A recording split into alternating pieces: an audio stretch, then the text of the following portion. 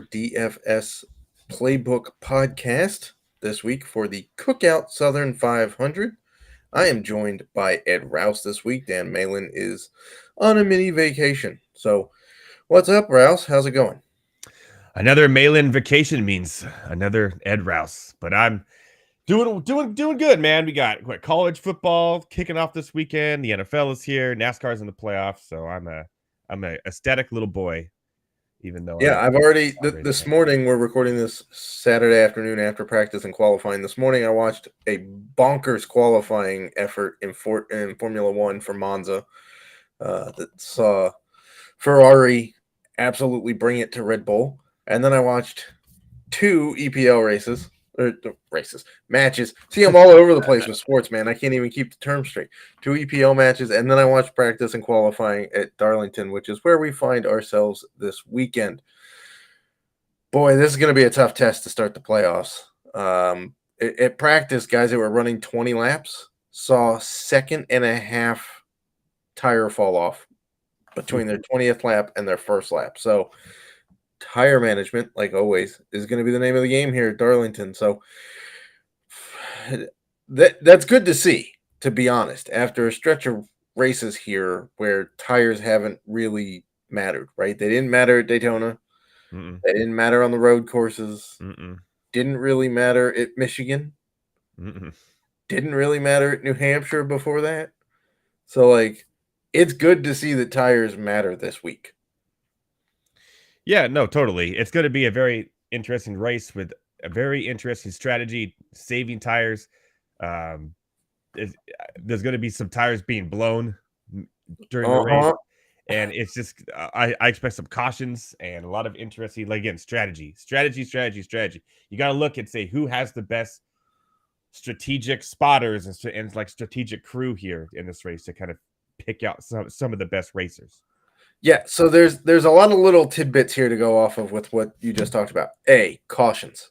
In the last 12 races at Darlington, there have been an average of 8.5 cautions a race. Dang. Okay. Now, some of those are a little boosted because of stage racing, but if you figure there's only 2 cautions for the stages, that means there's an average of at least 6.5 natural yellows a race, which is a lot, to be honest. It comes from tires. We're going to see guys getting into the wall. Hell, Kyle Larson already got into the wall twice at practice. He came in from his first run of 5 laps, and the paint was missing from the right side wheel well already. We saw Darlington stripes in the Xfinity practice, which the race is now going on as we're recording this. So that's certainly part of it. We're going to see cars get loose as the track changes. It's going to be tight fighting for track positions. And in terms of crews, there was a change in the JGR camp this week. Ty Gibbs lost his pit crew to Christopher Bell because Ty Gibbs has had the best pit crew all season, but didn't make the playoffs. So they switched it to Christopher Bell, who is in the playoffs. That's going to be a big boost for C. Bell because we know he could have won a couple other races had his crew not screwed some stuff up late in the races. So that's a big switch. I don't think it's going to affect Ty Gibbs all that much, to be honest, because it could affect Bell, though, right? You get one of the best pit crews in the entire season. You shave a few seconds. I mean, that could be something. You would hope that it would help C. Bell. If they swap out pit crews and he's still making the same mistakes, then it's not the pit crew, it's him. So that's something certainly to watch because track position is going to be key. Well, won't Bell have the number 1 pit too because he was the top qualifier, so he'll be in the one pit box with Ty Gibbs' crew. That's a huge advantage because the number 1 pit box here is huge. You can drive straight out of it, and you're almost never going to get caught for speeding unless you absolutely light up the tires. If Kyle Busch were there, he'd find a way to get caught for speeding, but it's 100%. Not. So that's going to be a huge role for sure. The cautions, and now we're talking about pit crew. So Christopher Bell should be in a good spot at a track with a lot of cautions. Pit crew should make a difference here. But The key thing we're looking at this week for strategy is who had long run speed. Because Mhm. long runs here indicate you can manage your tires. Guys that can manage their tires often do very well at Darlington. So, in that regard, if we look back at practice, and it's not exactly a cut and dry situation because, again, they did the stupid group practices, and Group B was faster than Group A for qualifying times and whatnot. But if you look at 10 lap average, it's the same guy that led it as led 5 lap and 15 lap, and that's Austin Cindric. Hmm.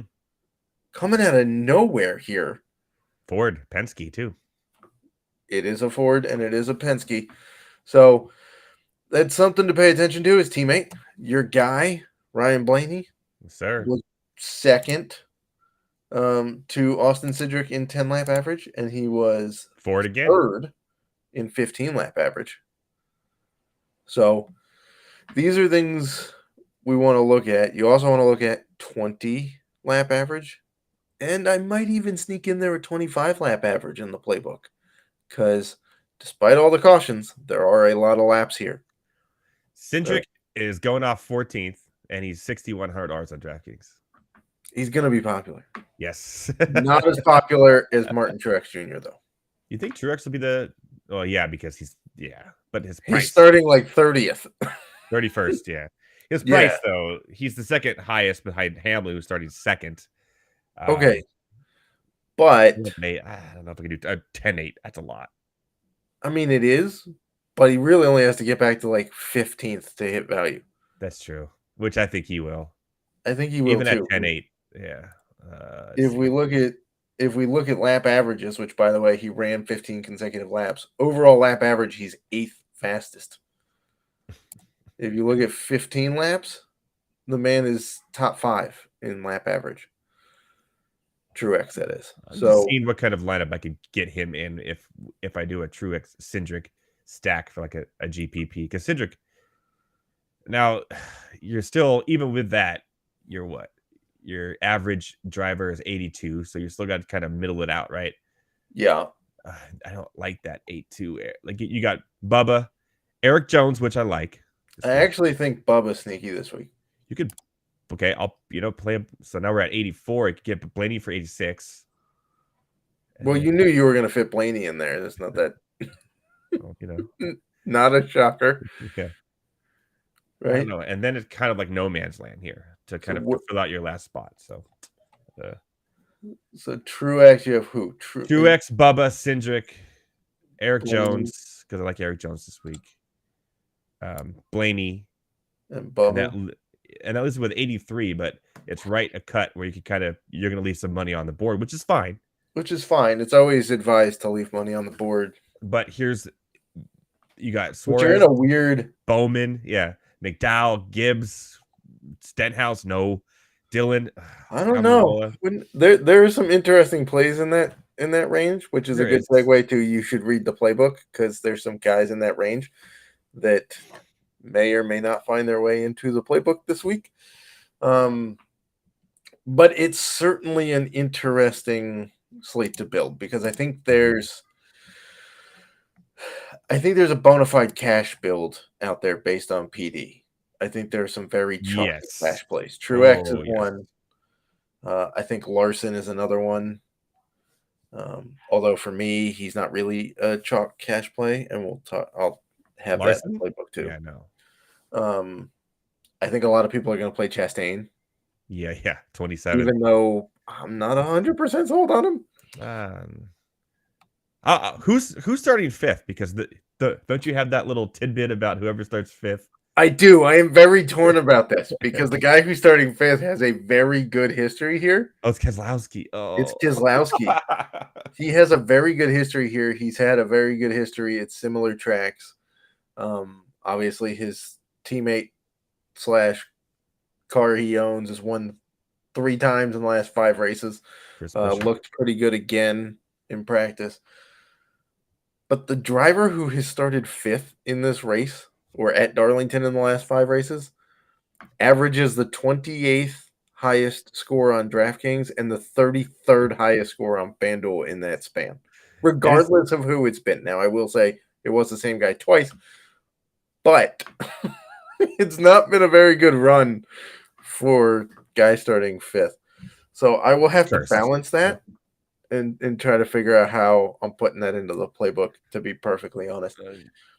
Yeah, but they keep on pricing Keselowski right with Buescher, don't they? It seems like every week. They do. They kind of make you choose between one of the play two. both of them. Yeah. But it seems futile almost to play both RFK guys. But he showed some speed in practice and qualifying.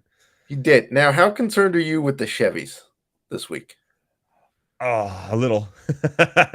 They didn't have speed in practice or qualifying. Yeah. Well, let me put it this way. Kyle Larson had speed and then screwed up his qualifying lap. Yeah. But it's the first time in 41 years at Darlington that there's not a Chevy starting in the top 10. So I was just looking at that. I was like, is there even one in the top 10? There isn't. Nope. The top 10 from qualifying was 7 Fords and 3 Toyotas, and the Toyotas beat all of the Fords for the first 3 spots in the grid. Hamlin, yep. Blaney at 4th, though, so he's a top 4 Ford.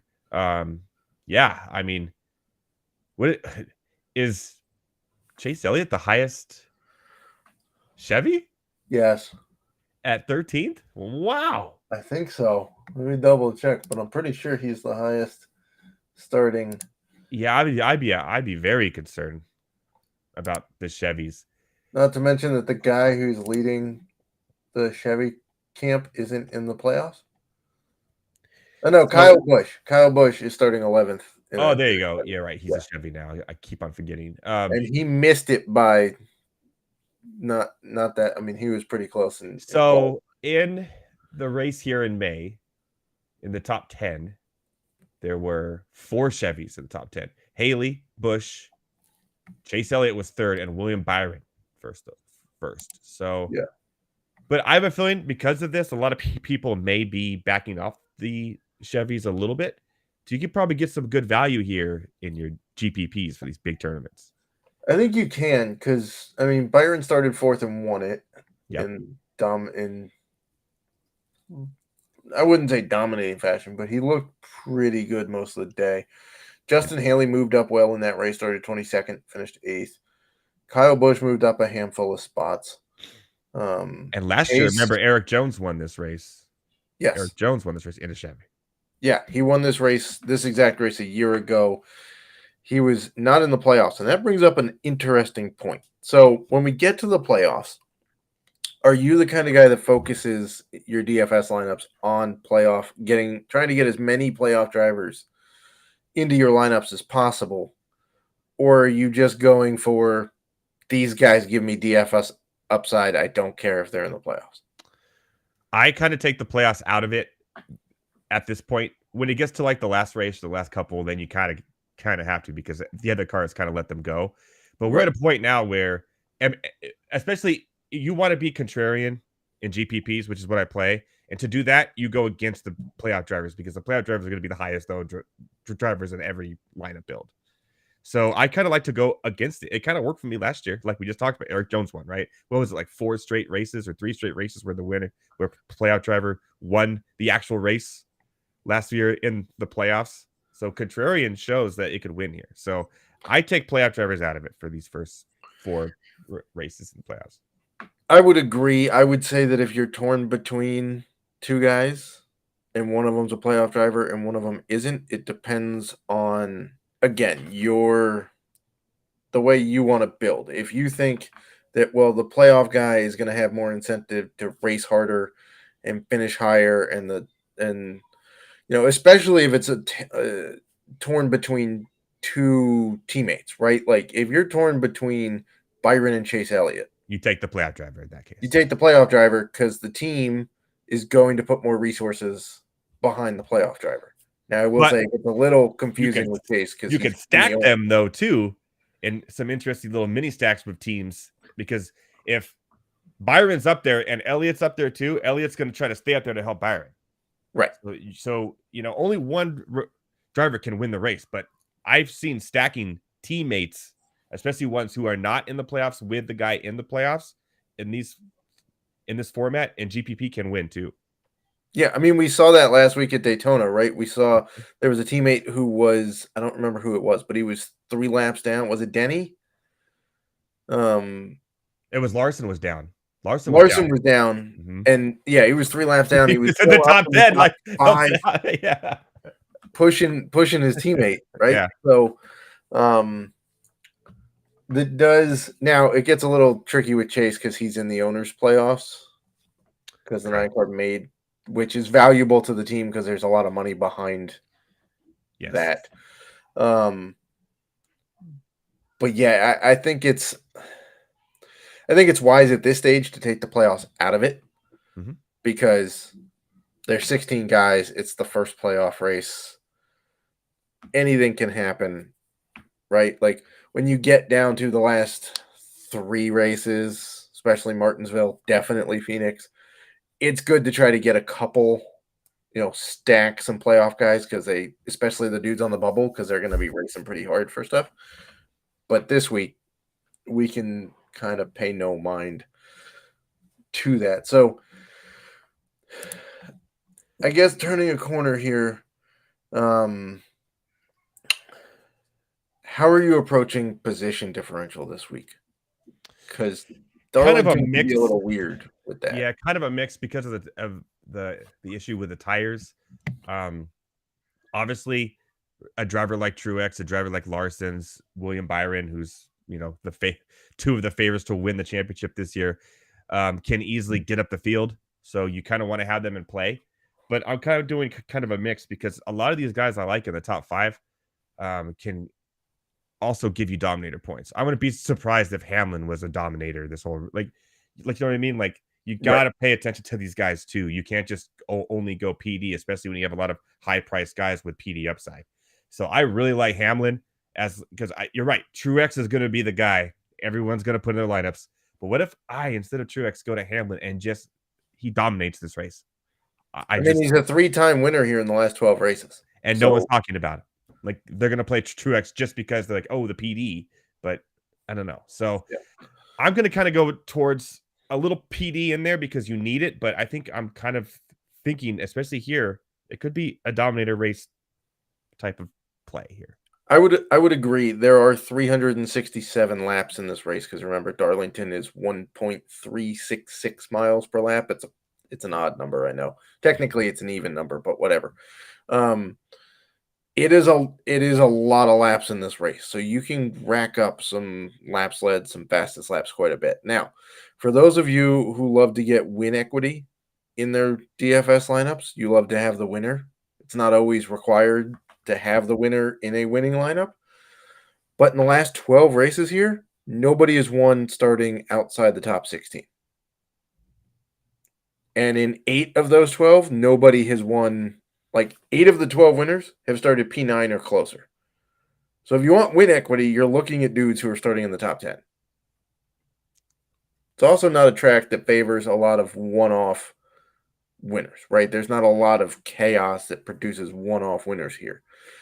Correct. William Byron was a new winner here in the spring, but I think we can all agree that he's fast enough to not be counted as a one-off He's guy. the championship favorite at this point right Yeah, now. he's won 5 races this year. He's won on short tracks, intermediates, road courses, Yeah.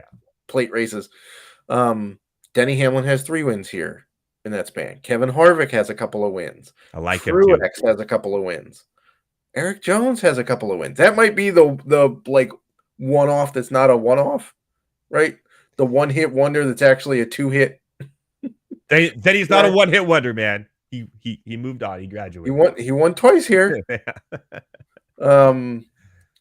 So it's not like you're gonna go and get, not a lot of young guys win here. This is a track that takes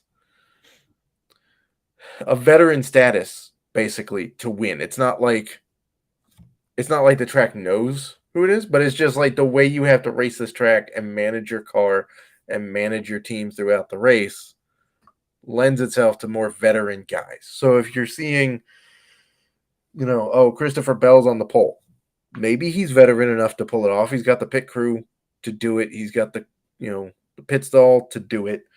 Mm-hmm. But in terms of like Ty Gibbs isn't going to show up and magically win this race. No, I would not. I would be so surprised if that happened. Like, I would wear the craziest outfit on the next podcast if that. Like, I would go naked. Like, it's not going to happen. Yeah. You don't want to see that either, anyways. So pray for non-Gibbs winning there, everybody. But yeah, because Christopher Bell right now is the eighth in odds to win, even though he's starting on the pole. And you got Kyle Larson, Truex, Hamlin, Byron, Chastain, and Busch ahead of him. So I kind of agree with you there. Bell he's in a great spot. And he's going to get some laps land. He's going to, but I don't know. I just maybe fade him. I just don't see him pulling this out as a winner, even from the pole spot. And just what Vegas is telling me right now, I'm a little scared of Bell now, even though he has the new pit crew and the pit spot. What do you think? Yeah, I mean, so Logano won from the pole here in May of 2022. Mm-hmm. But if we remember, he kind of had to run over. So a normal race for Logano. Okay. But yeah, he, exactly. But outside of that, you have to go all the way back to 2014 for Kevin Harvick to have won on the pole. So the pole sitter doesn't necessarily win here that often. So where would he have to stay to just hold value? Like, because he's 9,400. So even DraftKings doesn't like him. I'm just trying to see it because I have a feeling a lot of people are going to be off of him. For C-Bell, that is? Yeah. Is there any way to get some sort of contrarian value to have him in your lineups? So 9,400 for 5x value, he'd have to nab 45.2 points. Mm-hmm. So if he finishes, let's see, he's starting on the pole.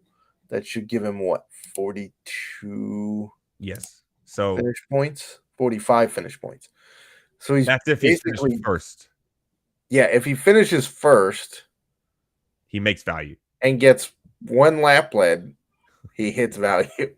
Jesus. But for every spot, let's say he finishes third, well, he's going to lose 4 finish points plus lose 2 in PD, so there's 6 points.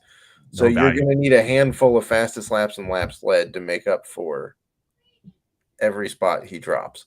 So he is a GPP only play because there's no way he can finish better than where he's starting, and he's got some fast guys behind him. And he's going to be really low owned, like really low owned.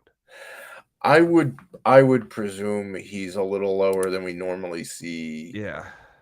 So at that point, do you have leverage on the play? Because if he shows up and does better than people think, and you're higher than the field on him, then it comes in handy. Correct. If you're higher than the field and he doesn't do what you're hoping he does, then you get bit. You know me, I'm going to put in one lineup with Bell in it now. I have to just to see what happens. But yeah, the value is not there at all. He's going to be low owned, but if he somehow starts first, dominates this race, wins the race, and he's 8% owned or to 10% owned, huge value for your GPP lineups. Right. So the most interesting guy, I think, above at the 10K range on DK and highly priced on FanDuel might be Kyle Busch. Yeah, he's starting 11th, so there is some PD there. Right, but the thing that concerns me is if he finishes 5th, he still has to get fastest laps and or laps led to get you. Because on DK, you need 50 points to get 5x. Correct. And in a race like this, you need at least 5x. He's starting 11th, which means in finish points, that's 32, right? So if he finishes 5th, you're talking that's 40 finish points plus 6 for the PD. That's 46. You're still 4 points shy of value. So that's not a ton of. That's like 10 fastest laps, which he could do if he's moving up 6 spots. Yeah. But it's one of those things where like you need his practice speed to show up where he ran about 5th or 6th best in the field. And you need everything to go right. Mm-hmm. And you need some guys to fall backwards. and you need him to get fastest laps or laps led, which is all possible. But you're talking about a ceiling outcome versus a floor, right? Yep. So that's kind of where things get tricky with value and where we have to kind of be careful with who we're playing. Now, is there a chance that he is the lowest played dude between Denny Hamlin and C. Bell in that price range? Yeah, probably. Yeah. No, I think well, okay. Of the 10,000, everybody and their mom.com is going to be playing Byron, Larson, and Truex. That's going to be their highest paid guy. Hamlin and Kyle are literally the two just contrarian. Can I get value from them to win some GPP tournaments? Right. And then you have Harvick at 7, who will be kind of high owned. Chastain is going to be really high owned, and then Bell. So I think Bell, Harvick, Busch, and Hamlin go into play with what used to what nobody who started after 16th is it won this race and how long. Like you got to start looking at that. To Reagan Smith winning it in 2011 for anybody outside the top 16 to have won because he started 23rd. So I think I'm gonna have some Bell. I'm gonna have some Busch. I'm gonna have some Hamlin. I'm gonna have some Harvick in my builds. Just go a little contrarian because that's what history tells me. What everything tells me is I can see where the public's going to go on their lineups and who they're going to play. It's because everyone loves PD, right? They love they automatically they love it. But this track doesn't love PD. So not a lot, no. I'm playing the track here. In fact, let me see. In the last 5 races, now granted, some of those were 400 milers and some of them are 500 milers. But in general, you're getting 6.5 drivers who move up double-digit spots a race. That's nothing. So it's decent, but not great. Out of a 36-car field, you're talking about 1/6 of them move up double-digit spots. Oh, double-digit spots. Sorry, I missed that. I was like, wow. 12 of them move up at least 6 spots a race. Okay. So it's decent. Decent, yeah. But when you're talking about top 10 finishers, less than half of the top 10 has started outside the top 12. There you go. So you can move up, but cracking the top 10 is kind of the glass ceiling, so to speak. Yeah, I think I'm going to go very, very contrarian this week. And in terms of laps led dominators, 1.2 drivers a race over the last 5 have led 100 or more laps in a race. You get basically one guy a race that leads more than 100, and you'll get 2 or so that lead 50 or more. If you can find that guy who hits the 100, ooh, that's what you need to do. Yeah, and let me see if I can. Which Bell, man, Bell could be. I'm off it. I'm on him. By the way, it was Truex on the pole who led 145 laps in the spring before he had an issue. Correct. Okay. It was. And Byron won that race, right? Yeah. See, this is where it gets tricky because Kyle Busch led 155 laps in the fall race last year, starting 5th before finishing 30th. The 5th spot. Joey Logano led 107 laps from the pole and won it when he ran over people to get back to the lead. Again, that's a normal race for Joey Logano. Right. In the 4th race back, and I'll make this quick, we had Hamlin and Larson both lead 140 plus laps. That's the only one where you've had 200 lap. And the 5th race ago, you had Truex lead 248 of 293 laps, starting 4th. So he just annihilated people, and if you didn't have him, there's no shot you were going to win. But there you go, dominator. So find the dominator, win your GPPs. It's that easy. Yep, sort of. For more details, read this week's playbook. It'll be out Saturday evening. We'll have projections, everything else out. But other than that, enjoy the Cookout Southern 500. And good